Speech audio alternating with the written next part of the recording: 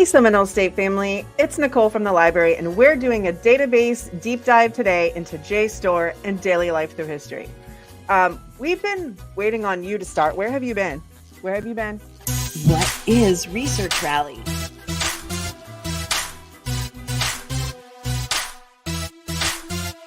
Learn with librarians, get campus info, connect with your Seminole State family. Every Wednesday at 4 p.m. at Seminole State Lab on YouTube.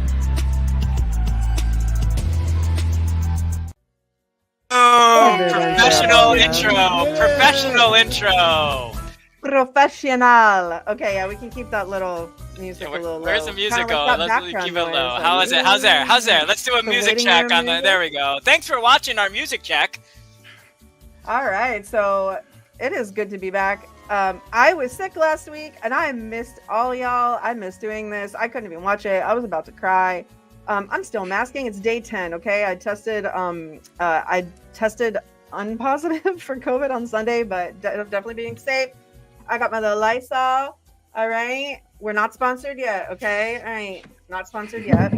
All right. So, but of course, the usual characters. We've got, you and me. I can't keep quiet. And who else do we have here? Information Jason, librarian, That's and right. Oh, and I'm Ross down here in the bottom. If you look carefully, it's JSTOR. JSTOR, and that's what very could that clever. mean? Yes, because today we are doing our database deep dive, which is, I think, a new series we'll try out. So we'll pick and choose certain databases that need a little bit more explanation, maybe than our typical 3 to 4 minute tutorial video, and just go into some of the details. So this is our first one, and we're doing some kind of history based ones, but you'll see JSTOR, it pulls from a lot of different topics, which is very convenient for a lot of different classes, subjects, topics. So yep, JSTOR and daily life through history. I know Jason is hanging out in the comments section, so if you've used JSTOR before or daily life through history, shout it out in the comments. Let us know. If you're in the IDS class, you can get credit for watching this today at the end of the program at 4:30. But let us know what class you're in, right? Jason usually asks, well, who's your professor? Do you know their name? You probably should know their name, right? Yeah, for sure. Drop your name, drop the professor's name, and we're going over library databases today, but specifically the JSTOR, and that is the only database with the letter J in it, which is why I always use it all the time. So there we go. And we're going to talk about all the other reasons to use it. So, all right. So, Ross, do you want to put up your little screen share? I think I do. Is it ready to go? I will pop it into the stream momentarily. What's going on with Ross? There it is. Oh, He had a glitch. That does not compute. Oh, this is our little daily life through history. Yeah. Yeah, I figure we start there. Okay, So- yeah, because we got more to say about JSTOR. Yeah. So this is a unique little database that it's kind of unique in the sense that it's not going to give you scholarly sources. You're not going to find journals or ebooks, that kind of stuff in here. But what you will find in this daily life through history database is really solid, comprehensive, even overviews of what it was like in that period to be alive. I remember doing assignments on this over the years where it was, you were doing a humanities project about medieval humanities and stuff. What was the people's experience during that time? What food did they eat? What cultures? That kind of stuff. Okay. So as you're scrolling through here, there's lots of options. Nicole, did you want to mention any of them? Or? Yeah, well, I wanted to point out there's a couple different ways to approach it. So you can search by time period, which might be helpful if you're doing a paper on an artist from the 1800s, and you want to see basic information about what life was like, contextual information about the time period in which that artist lived and worked. You could go to that time frame. So you can narrow in that way, which could be very helpful if that's the direction you're coming from. Also, you'll see you can pick, in addition, when you go to time period, it shows you and tells you the locale. Okay, so the areas where that information is from. So 1800s, but what are we talking about? The Soviet Union? Are we talking about Civil War America? So once again, obviously you would, whatever your topic is, you would narrow in and pick and choose. So I think that's super helpful because it's like you just don't have to get like that's just you can come at it from different ways in an organized fashion instead of just staring at a big pile of information. And also Ross mentioned, but this is like reference information. So I would tell a student, if you're tempted to like try to hinge on like Wikipedia to get your contextual reference information for a time period, for a locale and time period, you could just go ahead and go to Daily Life Through History. That would take care of it. You can rely on it. Yeah, we dropped a link in the chat there. Shout out to Joseph. And let's see, shout out to, who did we have earlier? Madison. We have some more eyeballs. We have 500 trillion viewers right now. So thank you all very much for tuning in wherever you are in the world. I may have overshot that estimate, but the link is in the chat for this database. And I like this database as well for my humanities courses, for my U.S. history courses, but also for any of the courses that are going to have a historical sort of bend, like Nicole was saying, of where I need to get that information. And what do we got here, Ross? We have some pictures and stuff. What about some bells and whistles on here? Do I have it? Can I use citations and stuff? The other way you can search through this too, that I wanted to point out, is you can also do this by subject. So if I was looking at, like what was the predominant language of a time period, I could, instead of looking at the time period first, I could just go in here and I could start searching around. Like, I'm really interested in language in my example. I don't know if there is a category there. Maybe I blew it there. But like, maybe it's religion I was interested in. And then you can start sorting it out that way. So there's different ways to think about this. And like, it's just alphabetically, these are all the different topical things that come into this category of religion and beliefs. You can also start searching through there. Yeah, because that's a lot of results to like sift through. So yeah, you'd probably want to use that search bar at the top. Now, I do want to point out that at the very top, to the right of where it says home, it has a drop-down menu that says switch database. All of these databases are part of Daily Life Through History. So this is yet another way to approach it and come from a topic. Okay, so if you're doing something under the African American experience, you can go straight to that one. Okay, you can find some stuff, like I'm sure some stuff overlaps because it's a one suite of products, so it probably has some overlapping material. But that's yet another way to approach the material. And once you start clicking on an entry, you will find you have some photos, you have some text, of course. There also are videos. And Jason asked about citations. And yes, Jason, we do have some bells and whistles of citations. Yay. Upper right-hand corner, I see. The databases are very tricky because sometimes it's kind of like if you have a car here and then you drive on the other side of the road in another country or somewhere. But here, usually they're on one side, and now here they're in the upper right-hand corner. I see APA, Chicago, MLA. I'm assuming that those are up to date here with MLA and Chicago. You always have to double check with the librarian because it does say so on the bottom there. Citations follows a and so you got that? That's some Jason energy, right?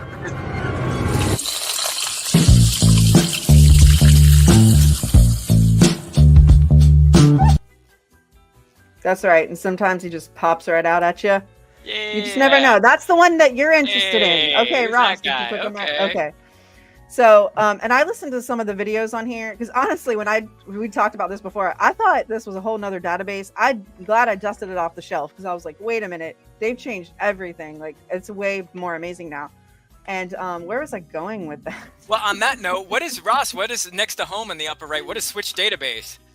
Well, that's what we were just looking at. You can look at all these different tools. The different tools, yeah. So yeah, I actually opened up the African American Experience database, which it looks very similar to the other one by design. Of course, like they're the same product basically, and you can do very similar things. You can browse. We know we're looking at only African American history here, but you can look at the time periods of that. If your assignment is to look at a certain era. Maybe we were looking at post-Civil War times and stuff. Maybe something in here would be useful in this Reconstruction period. Well, Madison here is taking U.S. history. Is this going to help for U.S. history? I think so. Okay. All right. And then I found videos in different areas, and I know where I was going with that now. Okay. Hey, I'm maybe it's a little bit of the COVID fog. The videos are very they sound like a nice, cool professor is just talking to you. They're very easy to follow. They're very succinct. So once again, they're kind of buried and hidden. It just depends on where they have a video to explain different historical topics, but I was impressed. Yeah, and the bells and whistles, as I was mentioning, on many of the databases, pretty standard, pretty typical, and very life-saving. You have your save, your email, your prints, your citation, and usually Ross, Nicole, what we do is we say, hey, go look through a bunch of different things, and then email them to yourself and look at them later. You don't want to look at them through that eye because you're just, I need it right now. Find what's interesting, find something that you might want to look at later, and then send it to yourself. And save it and come back and look at it if you just want to be on the surface, that if you save it for later, then you can do your deep dive at a later time.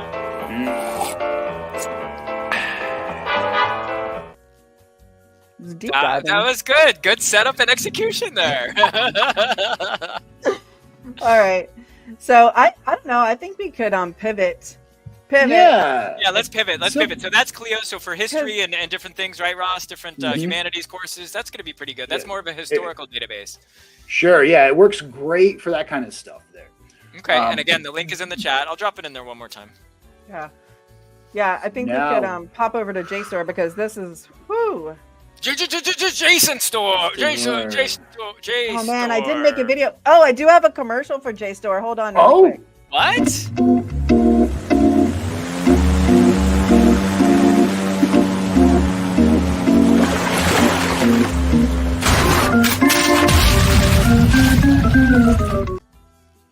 You belong here at JSTOR. You got a Sharknado on him. Not in the Internet Archive, because I put a little ... question mark in parentheses. That could be a whole show, because the Internet Archive in and of itself is a total topic we could talk about. It's polarizing. There's two sides of the coin. Is it legal? Is it good? Is it righteous? Whatever. But listen, you're a student or faculty or staff at Seminole State, you can access JSTOR for free, full access. So pick JSTOR. Yep, and the link is in the chat. And again, we're talking library databases, and here at Seminole State College Libraries, you have access to a lot of information, and sometimes that information is in different sort of containers, and those containers are databases, and those databases will be effective for different classes that you're taking. Sometimes you'll need it for speech, and sometimes you'll need a different one for English. And today we're looking at JSTOR, which is kind of a catch-all. I think it's got a lot of different things in it, right? It really does. Because when we look on the listing here on subjects on the link, I see humanities, social sciences, scholarly journals, book chapters, primary sources. So it's in that area. Humanities. It used to be like, be like humanities, arts would be like really where you would. But now it's really expanded. Hey Ross, should we show how we got to this page that you're showing? Yeah, sure. This is just one of our databases here, and from this list of what do we have, 140 different databases. How can you get to that from the library homepage, which is a very easy place to find? Yeah, I should mention that too. I think that might help. From the Seminole State Library homepage, we have a button right at the bottom that says Databases. This will take you to that list we just looked at, where alphabetically you could look at JSTOR, or if you were working on it for a humanities course, something like that, we could just pull it up from this subject list, and I'm sure it's going to be in there, and it is. That would take you to JSTOR, get you to the exact same place where we just were looking, right? Do you guys know what JSTOR stands for? Ooh, no. Pop quiz. I asked one of the reps who came to our college one time. I said, what does JSTOR stand for? And without missing a single beat, he looked me in the eye and said, journal storage. Oh. I said, wow, that's so simple. I never considered that. Makes sense. Journal storage. That's what it means. JSTOR. I thought it, okay. And by the way, before more poetic than that, but a little bit. Ross, in the upper right-hand corner, did you sign in through the single sign-on through the library databases, or how did you? You got your own account? No, this is my login to. I logged in through the database, and it should keep you logged in once you sign into this database. You made you made your own account in it? No, I didn't. Oh no! I signed in by clicking the link that I just provided. Oh, I just signed in.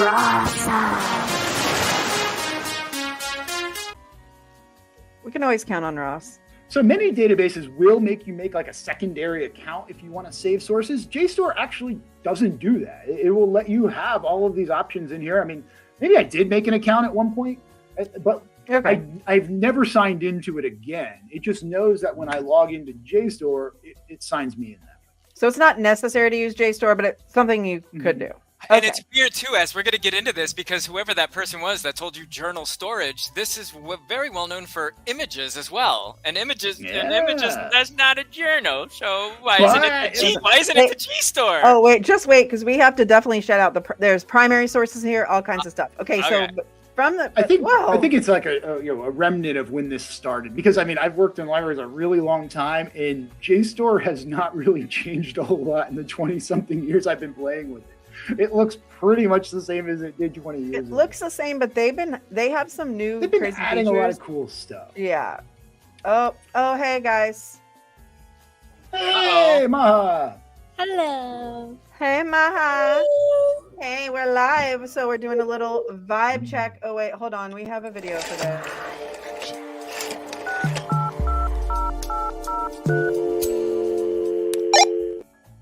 All of them. What Do you want to say hi? Come around, say hi. So we're checking in live here. This is the Information Services Desk at the Sanford Lake Mary Campus Library, and that's Maha, one of our library assistants, and Debbie. Debbie runs the place. Hi, Debbie runs show. the place. She, absolutely. Mother hen runs. All right. So we did put in the chat. We just crossed. What number is that in the chat? 500 gigabillion. 500 billion. That's a lot of billion, viewers. That's a billion. lot. Make sure to put your Trillions? names in the chat so we can see who you are and how we can give you credit. So Ross, tell us what we're looking at here. That's a Georgia O'Keeffe painting. So now JSTOR is a massive database. It's one of the largest research tools I've ever played with in my life, and that's really advantageous here because we could start searching right in this search box. We could just throw something out there. Nicole and I were talking about this earlier. You spelled it right. Yay, we practiced. Yeah. We practiced. And that's yeah, but can you say it? Can you pronounce it correctly? Jane Eyre. Jane Eyre. Yes, I can. Okay. All right. So when you search here, you're going to see an immense amount of information. We found 9,000 things about Jane Eyre, the book, right? If you scroll down here, it should be defaulted to only content that you can access. JSTOR archives tons and tons of stuff that we don't have through our library subscription. So you could see that if you wanted to, but you probably want to stick with the stuff that you can access right now. Right? And if you look down here, there's all different types of sources. Largely, it's going to be those journal articles, but like Jason said, you'll find tons of images. They've even added over the years, they started adding books. So you'll find book chapters in here. There's lots of primary documents. There's I think the oldest articles in JSTOR go back to 1602 or something like that. And speaking of that, it tends to have the full archival run of publications, and that's different than almost any other database. There's very few databases that go all the way back, the full archive of a publication. So that's one of the ways that JSTOR is extra special. Cool. We got Angela here. Angela, art history major. Oh, yeah. Get acquainted. You're gonna want. Get acquainted with JSTOR for sure. Yeah, this is right up your alley. Some professors prefer that you use this particular database for those assignments. So make sure to check the syllabus as always. And go ahead, Ross. What are we looking at? But like Nicole said, this database does archival research really well. They don't typically collect, the current publications of a journal. Most of them have an embargo period of 5 years or so. Some of the open access journals that it collects, they do have to the date coverage, but most of the time it's going to be older information. But with a lot of humanities and arts topics, they don't necessarily rely so much on currency. But yeah, when we're searching through here, we saw, my very first thing is a book chapter, and there's all these journal articles, all this stuff here. If you find something that looks interesting, if you click on the title of the article, it's going to bring us to a secondary page where we can get some information. And then it works largely like other databases you've probably seen before, or that we've talked about already. Even. Yeah, this is how it'll come up. We already have cite and share features. For sure, but it'll look like this. It'll be the actual scan, right, Ross? Somebody's been in there doing a lot of burning the midnight oil, doing the scans. So yeah. And you can flip through it this way. What I'll do, the first thing I do when I get to an article is I'll download it, which it's not exactly downloading it either. You're kind of just opening it as a PDF on there. But It'll do all the same kinds of things that we've seen before. You can save articles from here. You can share them, email them to yourself. It will cite every source in here. Also, yeah, go ahead. Yeah, it will, over on the left-hand side, if you see below the about the issue abstract, whatever you searched, put in the search bar, it's going to show you all the spots where that search term is. Yes. So if it was like Jane Eyre and you needed to study her self-reflection from the book Jane Eyre, if you had searched self-reflection, it would tell you all the pages it was on. So that's another really extra cool feature that helps you get right to it instead of having to do Control F.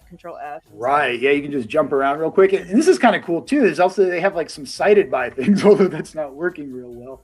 Right. It'll give you some similar sources. So as you're searching, you can kind of snowball affect it. You can kind of go, ooh, I like this one. And if this one cited this one, I probably like that one too. And it's a quick way to get through stuff as well. So Madison saying so. We put a call out in the chat. How do you feel about your research skills? Be honest. You think it's good? You think it's bad? You think it's so? And on the so, I get that, and that's kind of what we're trying to help you with today.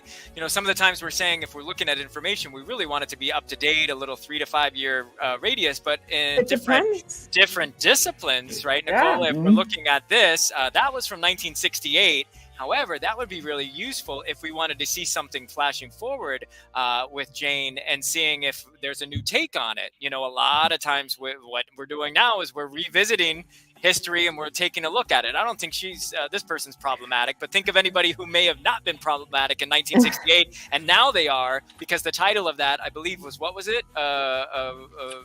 In defense of, or something? Yes, in defense. So you could see the benefit. All information has value. So from 1968 to 2023, is anything changed, and so on and so forth. But yeah, keep this in mind. This is going to have a lot of kind of quote older articles and information, which is good and valuable. Depends on how much I like the subject. Yeah, for sure. Quit battling me, Nicole. Oh, hey, look, the banner battle. Banner battle. Put that comment back up. Was that Reef again? No, that was Angela saying, Angela. Yeah, so how much like the subject, but you better like history, research if you're doing art history, for sure, Angela. Right. All right, go ahead. JSTOR also tends to have some more obscure journals or outlier articles. A lot of times I'll go to JSTOR. Like the other day, Ross and I actually were helping 2 different students in a sociology class search for the advent or the onset of the American hard work ethic. Okay. And we went to lots of other different databases, found different things. When we went, I don't know, Ross, if you went to JSTOR in that instance, I found at least one article that I hadn't seen anywhere else, because JSTOR has like such weird, obscure journals sometimes. It'll just like latch onto something. Gosh, I wish I'd saved a name of that article. That was kind of maybe not great for sharing. There's some weird stuff in here, but that's great because sometimes we need that one more article, that something different from a different random place to help us out. What'd you put in here, Ross? American hard work Protestant? I kind of just threw in what Nicole was saying as she was saying, and I kind of typed it out there, and it found 66,000 things. I told you this is a massive database. Let's see if to open it up a little bit. Is there an about us? Can we see in their words for the journal, or is there something like this that about upper right hand corner, Ross? About like over here? Yeah. Let's see what it actually says, because they're actually pretty progressive with their collection. If you and in particular, actually, if you want to click on it now, this is a good timing. Jason, you go ahead, and then I want to click on that primary sources and show that.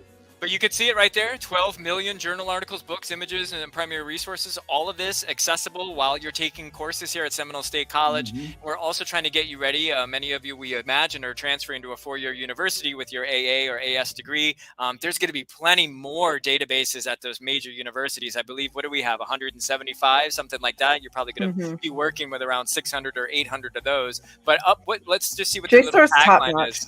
It is. What's the tagline right up there? Digital library for the intellectually curious. Like full stop. Like that. This is where you're going. You're intellectually curious. So I just wanted to point that out. What do you want to look at, Nicole? They're very progressive on like collecting primary sources and materials from like different obscure niche groups or underrepresented voices. In particular, that Reveal Digital right there is a collection of primary sources. So things that are like posters, pictures, a newspaper article, or something from the time period that's written not about the time period, but literally written in the time period to help give you more of that real context of what people were thinking and saying about that topic at that time.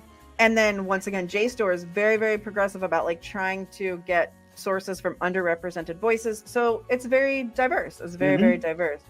And definitely I want, I don't know if, where is it? It's under tools. So if we go back to that. Yeah, let's go back to the start. Let's go back to the start and follow this thread, and then Ross, let's look at an image and show, because I think Angela's going to be doing some art history, and we'll probably use this for images. And by the way, ArtStore is merging into JSTOR in the next year. Yeah, that's going to be sweet. It's technically separate right now, but they're putting it together because it's all about connecting. See, exactly. Wow. So you're looking at the understanding. Is that what you want to point out, Nicole? Yeah. Let's look at we are going to get deeper into this in another time because we're going to work with one of our awesome English professors, Colleen Flanagan. Okay, if anyone is going to end up in any of her classes, I think so.